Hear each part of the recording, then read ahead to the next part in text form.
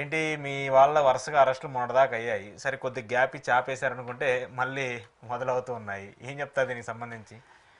అంటే రెడ్ బుక్కి ఇంకా రెడ్ సిగ్నల్ పడలేదేమో. ఓకే, రెడ్ బుక్కి రెడ్ సిగ్నల్ వేస్తే అప్పుడు ఆగిపోతాయేమో చూడాలి. ఓకే. ప్రజాస్వామ్యాన్ని అపహాస్యం చేసే విధంగా మానవ హక్కుల్ని ఎప్పుడో ఎక్కడో ఎవరో ఏదో అన్నారని దాన్ని కొత్తగా చూయించేసుకొని కళ్ళలోకి వచ్చినట్టుగా, లేదా మేము ఎప్పుడో రాసుకున్న వాళ్ళని ఏదేమైనా సరే మేము ఖచ్చితంగా వాళ్ళని జైలుకి పంపిస్తాం. ఆఫ్టర్ పాపం అతను పోసాని మురళీకృష్ణ అనుకుంటాను, సినిమా రచయిత లేకపోతే దర్శకుడు, మంచి యాక్టర్ కూడా అనుకుంటాను. అతను he has always has been surrendered. YSR Congress party కూడా రాజీనామా చేసి, బాబు నాకు ఈ రాజకీయాలు వద్దు, వీటి జోలికి రాను, నా ఆరోగ్యం బాగలేదు, గతంలో నేనేమన్నా ఎక్కడైనా మాట్లాడుంటే క్షమించండి అని చెప్పి అతను వెళ్ళిపోయాడు.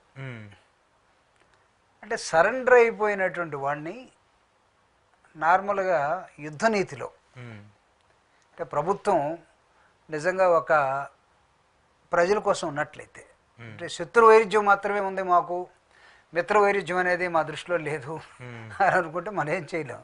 ఒక సరెండర్ అయిపోయినటువంటి ఒక వ్యక్తిని ప్రభుత్వమే ఒక దౌర్భాగ్య స్థితిలో ఒక గూండాలాగా లేకపోతే ఒక రౌడీలాగా, మేము ఎప్పుడో రాసుకున్నాం, ఖచ్చితంగా ఎవరో అడుగుతున్నారు, వాళ్ళ కోసమైనా చేయాలి, అదేదో ఒకటి ఉండి చూడండి, ఎవరి కళ్ళల్లో ఆనందం కోసం అన్నట్టుగా చేయాలన్నట్టుగా చేశారు. చేస్తే ఇప్పుడు ఏమవుతుందంటే చెప్పనా, పోసాని మురళీకృష్ణ అరెస్టు ఒక న్యూస్గా తయారైంది. ఎందుకు తయారైందంటే not because of YSR Congress party వాళ్ళు సపోర్ట్ చేస్తూ ఉన్నారు, లేకపోతే తెలుగుదేశం వాళ్ళు కోరుకుంటున్నారు, ఇది కాదు. అసలు ఒక సరెండర్ అయిపోయి నాకు రాజకీయాలతో సంబంధం లేదు అని అన్నటువంటి వ్యక్తి మీద నిజంగా అంత పగబట్టాల్సినటువంటి అవసరం ఏముంది? ఇది నెంబర్ 1 క్వశ్చన్.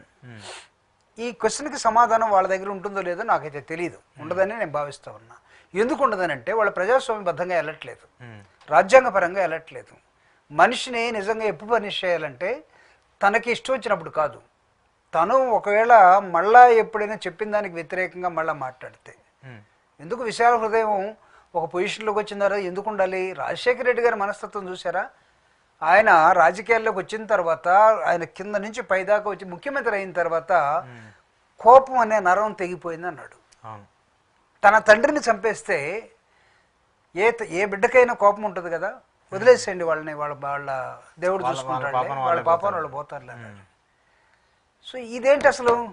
పోసాని మురళీకృష్ణ గారు తనకై తాను టోటల్గా నిర్వీర్యం అయిపోయి, నేను ఇంకెక్కడికి పోను, నేను ఇంట్లోనే ఉంటాను, నేను నా భార్య నా కుటుంబం. I think if I remembered correctly ఆయన ప్రెస్ మీట్ అంతా కూడా ఇదే నేను విన్నాను. నేను నా కుటుంబం నా భార్య నా సినిమా ఏమనుంటే చేసుకుంటాను, నేను ఎవరు జోలిపోను, ఏమైనా గతంలో మాట్లాడుంటే తప్పు అయిపోయింది క్షమించండి అని వదిలేశాడు. క్షమించండి అని వదిలేసినటువంటి వ్యక్తిని కూడా మీరు నిర్దాక్షిణంగా దౌర్జన్యంగా లాక్కెళ్ళి ఇప్పుడు అతనికి హార్ట్ అటాక్. నిన్నటి రాత్రి నుంచి రాజంపేట సబ్ జైల్లో హార్ట్ అటాక్ అంటే ఇప్పుడు కడప రిమ్స్కి అతనే ట్రాన్స్ఫర్ చేసినట్టుగా లేదా పంపినట్టుగా తెలుస్తోంది. కడప రిమ్స్లో ఏముంటాయండి? ఏ పెద్ద ఫెసిలిటీస్ ఏముంటాయి? కాబట్టి ఈ suppose to be I mean refer to the Hyderabad or Bengaluru, ఏదో ప్లేస్ పంపించాల్సిన అవసరం ఉంది. అంటే మీకు హాస్పిటలైజ్ అయినటువంటి ఒక వ్యక్తిని అంతకుముందు గొంతు ఆపరేషన్ చేయించుకొని టాబ్లెట్లు మింగుతూ రేపో ఎల్లుండో ఎంఆర్ఐకి పోవాల్సినటువంటి హీఈస్ అండర్ టెస్ట్. ఆ బాడీ అనే మిషన్ టెస్ట్లో ఉంది అతనికి, చాలా వీక్గా ఉన్నాడు, ఏదో ఉంది అతనికి ప్రాబ్లం ఉంది. ఆ టెస్ట్లకు వెళ్ళే అవకాశం కూడా ఇవ్వకుండా మీరు అర్ధరాత్రి లాక్కొని వెళ్ళిపోయారు. ఈ సంథింగ్ వెంట్ రాంగ్. మురళీకృష్ణ అతని పోచానికి సంథింగ్ వెంట్ రాంగ్. దేవుడిని కోరుకుందాం, అలా అతనికి ఏం కాకూడదని కోరుకుందాం, ప్రభుత్వానికి ఆయన వల్ల చెడ్డ పేరు రాకూడదని కూడా కోరుకుందాం. అలాంటివి ఉన్నాయా అంటే ఒకవేళ జరగచ్చు, చెప్పలేం కదా. ఇప్పుడు హార్ట్ ప్రాబ్లం వచ్చినప్పుడు అతను ఎంత డిప్రెషన్లోకి వెళ్ళి ఉంటాడో, లేకపోతే అతనికి ఉన్నటువంటి హార్ట్ కండిషన్ ఏంటో, పల్స్ రేట్ ఏంటో, బీపీ ఏంటో, షుగర్ ఏంటో, అతనికి ఉన్నటువంటి డిప్రెషన్ ఎక్కడుందో, ఇవన్నీ దిస్ ఆర్ ఆల్ హార్ట్ మీద పనిచేస్తూ ఉంటే అతను ఈ కెనాట్ టాలరేట్ కదా. నువ్వు గోల్డెన్ అవర్లో నువ్వు హాస్పిటల్ తీసుకెళ్ళకపోతే ఆ ప్రాబ్లం ఉన్నటువంటి వాళ్ళని వితిన్ 3-4 అవర్స్లో కానీ నువ్వు హాస్పిటల్ చేయకపోతే ఐ థింక్ టోటల్గా అతను ఒకవేళ పొరపాటున బతికున్నా సరే లాభం లేనటువంటి లెక్క. అంటే ఎవడివ్వాలి ఈ లైఫ్? అంటే మీ కక్షలకి మీ కార్పణ్యాలకి గతంలో మిమ్మల్ని ఎవరో తిట్టారని ఏదో అన్నారని మీరు ఇంత కక్ష పెట్టుకున్నారు. మీరు ఎప్పుడు ఎవరిని ఈ 40 సంవత్సరాల రాజకీయ జీవితంలో ఎవరిని అనలేదా?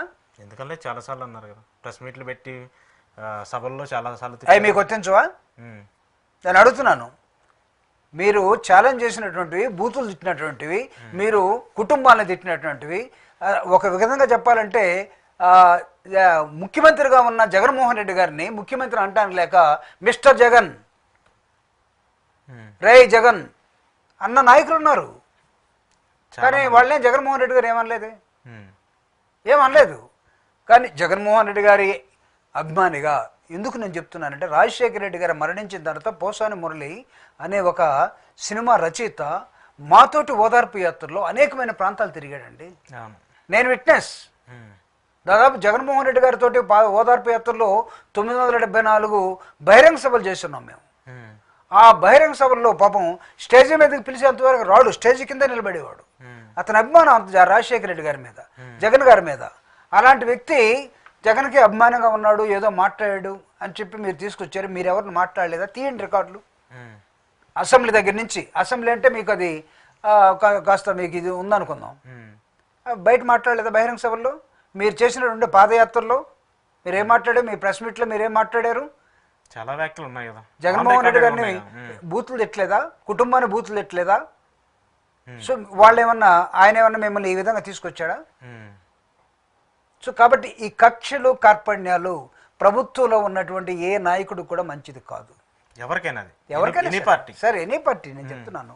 ఎందుకంటే ప్రతి మనిషికి జీవించే హక్కు ఉందండి, ప్రతి మనిషికి మాట్లాడే హక్కు ఉంది. Article 19 freedom of speech, article 21 జీవించే హక్కు. ఈ రెండింటిని నువ్వు తీసేస్తానంటే ఆఫ్టర్ ఆల్ నువ్వు ఉండేది ఒక 5 సంవత్సరాలే. 5 సంవత్సరాల్లో కూడా మీరు వచ్చినటువంటి 3వ నెల నుంచి మీ మీద లాట్ ఆఫ్ యాంటీ ఇన్కంబెన్సీ పెరిగిపోయింది. మీరు ముగ్గురుగా వచ్చినా సరే మీ మీద 3వ నెల నుంచే స్టార్ట్ అయింది. ప్రజలు పొరపాటున వీళ్ళకి ఓటేసారా బాబు అని.